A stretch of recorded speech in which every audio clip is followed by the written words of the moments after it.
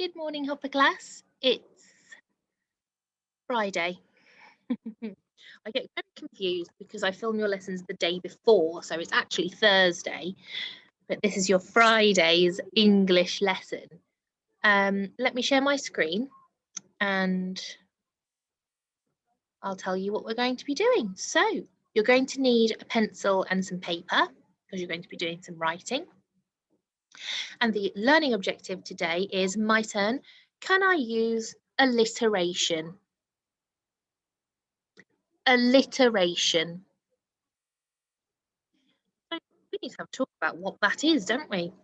Alliteration is when more than one word in a sentence begins with the same sound. So let's have a look at an example. Here I've written the words silly snake. Silly snake. Now remember, alliteration is when more than one word starts with the same sound. So in the phrase silly snake, which sound have I repeated? That's right, and I've even highlighted it. Both words start with the s sound. So silly snake. That's quite funny, isn't it? Because that's the sound a snake makes as well. So the sound that I have repeated is s. Let's have a look at some examples. I've got some sentences. I wonder if you can tell me what words form the alliteration. So listen carefully. The enormous elephant drank from the river. Your turn. The enormous elephant drank from the river. Which sound has been repeated? There are two words in that sentence that start with the same sound. What are they? Enormous elephant. We've repeated the eh sound. Okay, let's have a look at another example. See if you can spot the alliteration. My turn. The fast fox caught the rabbit. The fast fox caught the rabbit. Which sound has been repeated? So we've repeated the f sound in fast and fox. Now remember, alliteration is the sound that's repeated at the start of the words. Okay. Oh, we're going to fill in some gaps now. So we have got a sentence and we need to decide which words are going to give the sentence some alliteration. So it says, the duck slid on the ice.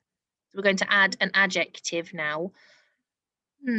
We've got frightened, dizzy, and silly. Let's have a look. So frightened starts with a f, dizzy starts with a d, and silly starts with s. Let's have a look at our sentence. The something duck slid on the ice. The frightened duck. That's not alliteration, is it? The silly duck. No. The dizzy duck. Is that alliteration?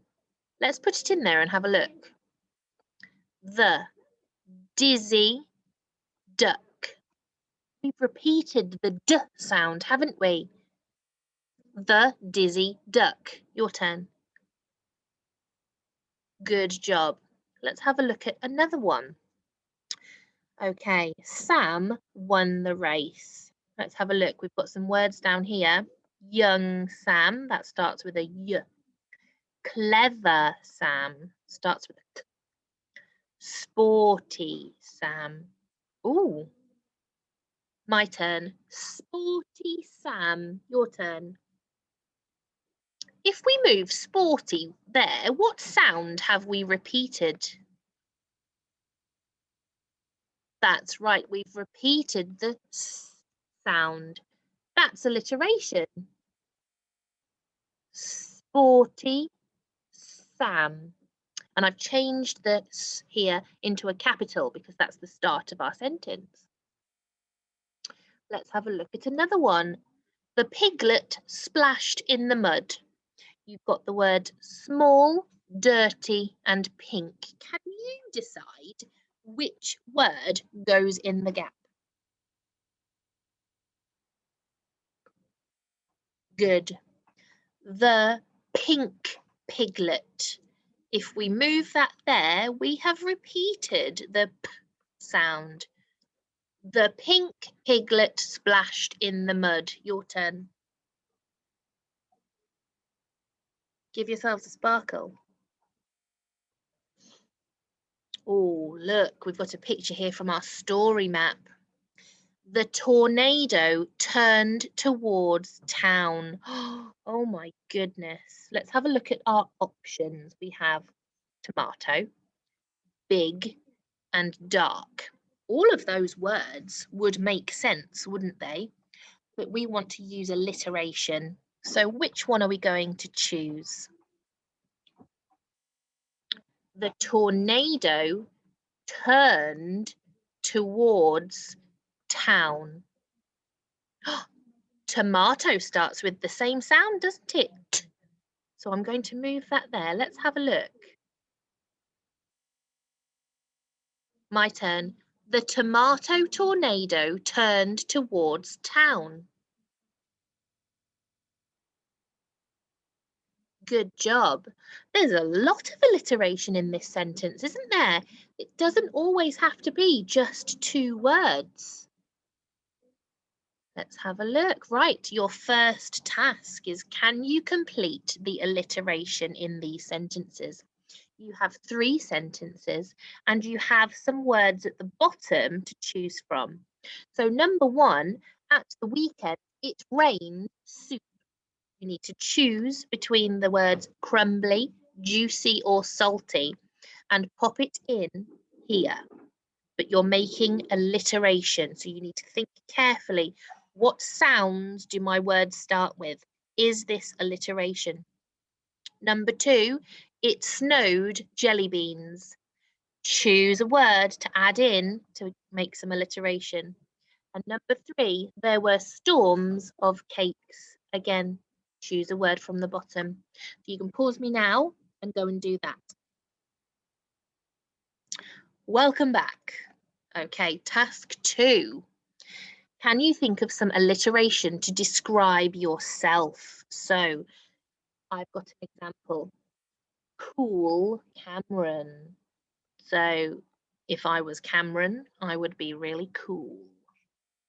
And I've repeated the k sound. So you need to have a think about what sound your name starts with and think of an adjective that starts with the same sound to describe yourself.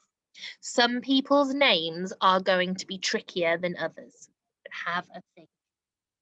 Okay, pause me now and go do that. Have you done it? Good. Task 3. Can you use alliteration to describe yourself in a sentence? So I've got an example again. Cool, Cameron, collected, cracked, conquers. I've repeated the k sound lots of times, haven't I? So if you can, try and write a sentence using lots of alliteration. Okay, it can be to describe yourself or it can be something that you've done. Okay, but it does need to make sense. Have fun doing that. I love alliteration. I think it's quite exciting. So I'm looking forward to seeing all of your writing on Tapestry. Have a really good day, everybody. Bye.